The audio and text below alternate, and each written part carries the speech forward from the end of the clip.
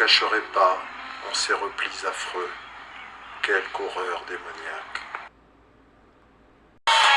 Mais au calme.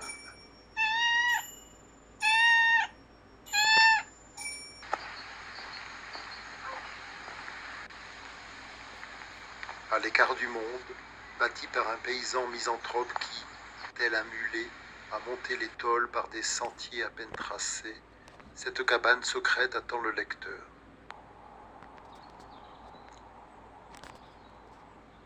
Carnet du grand chemin, Julien Gracq. Lorsque je songeais à un voyage dans l'Inde, je m'imaginais toujours en promenade au milieu des prairies, des vergers, des eaux vives, sur une route du Cachemire bordée des peupliers spectraux de l'automne, et marchant dans cette allée de jardin entre les cimes, le visage renversé, comme je faisais dans les rues de New York entre les gratte-ciel.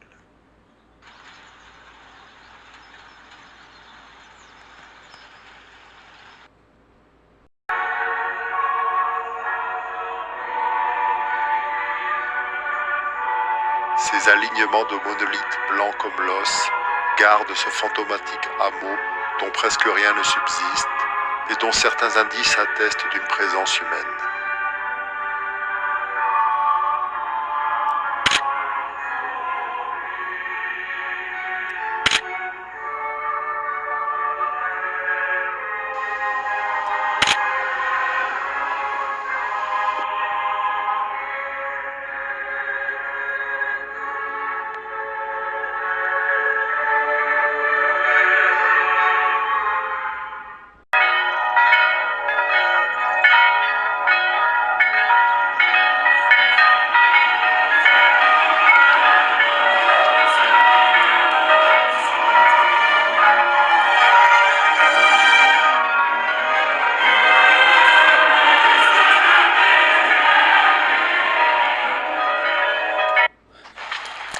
Pour résoudre l'énigme de la vidéo précédente, procédons avec méthode.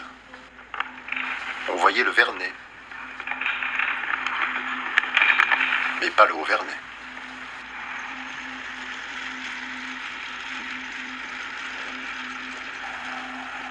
Reprenons la vidéo et arrêtons-la. Si on trace une droite verticale passant par le centre de l'image, elle peut figurer un mur qui passe aussi par la position de l'observateur. Cherchons deux points caractéristiques.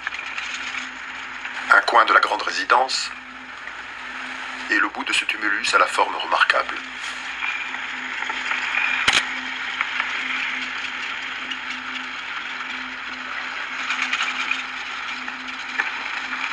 Retrouvons-les sur la carte.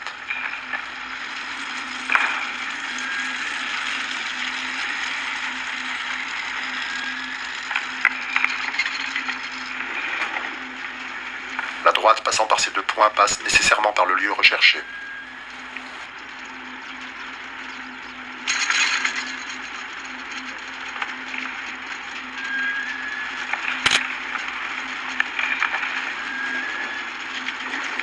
Ce pourrait être la pierre du Mour.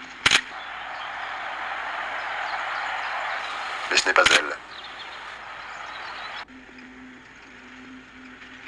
La vue depuis le Vernet est obstruée par la barre des Béliers.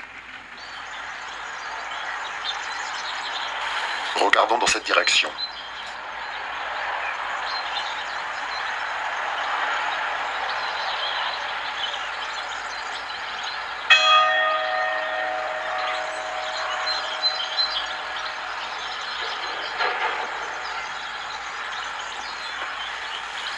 De grosses pierres sont tombées.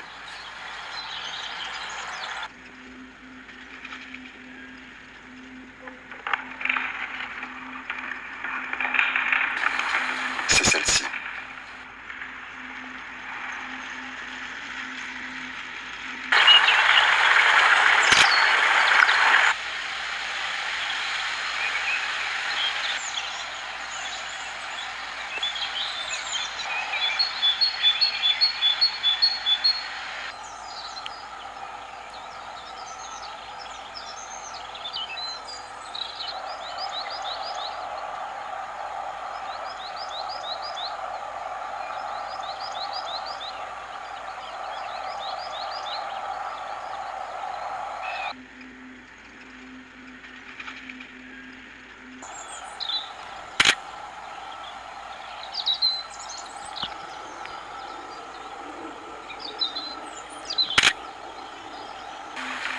voilà.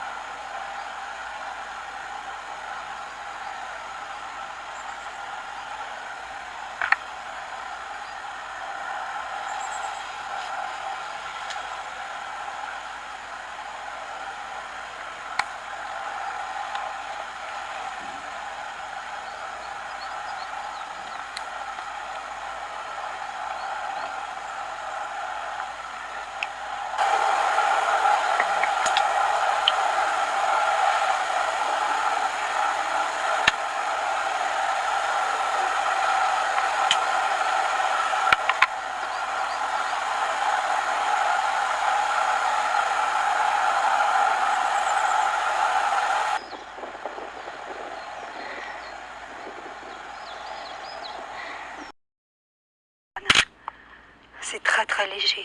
J'ai sorti mes sacs. Sans le toucher, je l'enveloppe.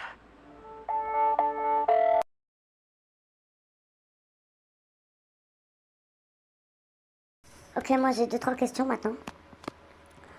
Dans l'affaire Émile, il y a beaucoup de faux témoignages pour éloigner les pistes. C'est clair et net et précis ça. L'histoire du mec qui dit oui, ça peut pas être une voiture qui est venue dans le village. Lui, il éloigne les pistes. Parce que c'est peut-être une voiture du village. Donc toi, tu joues sur les détails pour éloigner les gens. Maintenant, on est sûr que ça s'est passé dans le village. Ensuite, moi, qu'est-ce qui m'intrigue, c'est la randonneuse, frère. Qui fait des randonnées? Des randonnées, ça veut dire elle a l'habitude. Elle est dehors constamment. Elle n'a pas de famille. Et même s'il y a de la neige, du verglas, elle va faire sa randonnée. Donc, elle a les chaussures qu'il faut. Ok? Qui est-ce qui fait des randonnées en mettant des sacs plastiques à ses pieds, frère? Jamais j'ai vu ça. C'est-à-dire, elle doit mettre, enlever, redéfaire, remettre ses sacs plastiques à chaque fois qu'elle va trouver une flaque d'eau. Et là-bas, il y a des cailloux. Les sacs plastiques, ils vont se déchirer en 2 secondes. Oublie en fait. Et le jour de Pâques, t'as rien d'autre à faire? T'es pas à l'église? Je sais pas moi, ma soeur, qu'est-ce que tu vas faire une randonnée à cet endroit-là, là où t'as trouvé le crâne, soi-disant trouvé parce que tu dis qu'elle l'a trouvé, mais putain, ça se trouve c'est elle qui se fout de votre gueule. Peut-être c'est elle qui a mis le crâne là-bas, et elle dit qu'elle l'a trouvé. Et dans cette histoire, il y a beaucoup trop de randonneurs, moi, je trouve. Je sais pas moi, ma soeur, le jour de Pâques, on cherche des chocolats. Le jour de Pâques, on est en famille. Le jour de Pâques, on fait la prière, on pense à Jésus, on allume une bougie. Le jour de Pâques, on célèbre Jésus, je sais pas moi. On trouve pas un crâne, quoi. Et puis tu sais, cette façon qu'elle a d'appeler le crâne la chose, ça fait très famille Adams, tu vois. Et quand elle dit, une fois qu'elle a trouvé le crâne, elle a dit quoi? J'ai gambadé jusqu'au Vernet. Mais putain, moi j'aurais dit, j'ai déambulé jusqu'au Vernet, tu sais, en panique. Ou alors j'étais pressée de ramener le crâne à la police. Ou j'étais effrayée de la situation. L'autre, non, elle gambade. Tu sais, c'est guirette, chemin de pâquerette, crâne dans les mains, elle se balade. Wesh, non, trop bizarre. Voilà, donc ma théorie, ce serait que soit le maire, parce qu'il était là ce jour-là, hein, personne ne veut le dire, mais le maire, François Balic, il était là, dans la maison là-bas, là, ce jour-là. Le jour où Émile, il a disparu. Soit le grand-père, il a fait une connerie, un peu trop violent. Et on est dans un village, il faut pas oublier que le grand-père et le maire, c'est eux deux qui gèrent tout. Le grand-père, il gère l'église et le maire, il gère le village. Donc les deux, ils gèrent le village. Et tout le monde se connaît dans ce village. Il doit y avoir des réunions où, ce jour-là, chacun avait son rôle. Certains d'éloigner les pistes avec des faux témoignages, des détails troublants, mais qui éloignent la vérité. Certains qui vont ce jour-là retrouver un crâne avec les vêtements, comme par hasard, un jour de Pâques. Certains qui vont dire oui, il suivait des papillons, il aurait pu tomber dans le lac ou dans un ravin. On a des lapsus qui sortent. Ensuite, Ils ont essayé de cacher le cadavre, c'est clair. Et le jour de la Sainte Pancrace, ils ont tous célébré la fête du pain. Tout le village était là, sauf 2 personnes, qui eux ont été bannis de cette célébration. Et on a regardé cette vidéo. Et les scientifiques, ils ont dit que quand il y a un cadavre, il y a les mouches à côté. Et ce jour-là de la fête du pain, il y avait énormément de mouches dans le pain.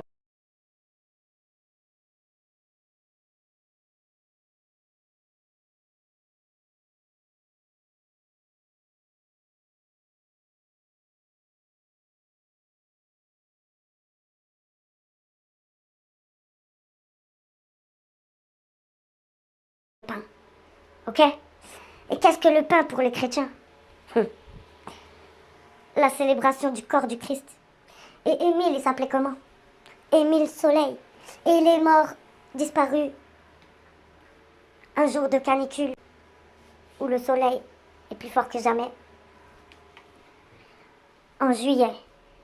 Mais les faits sont là.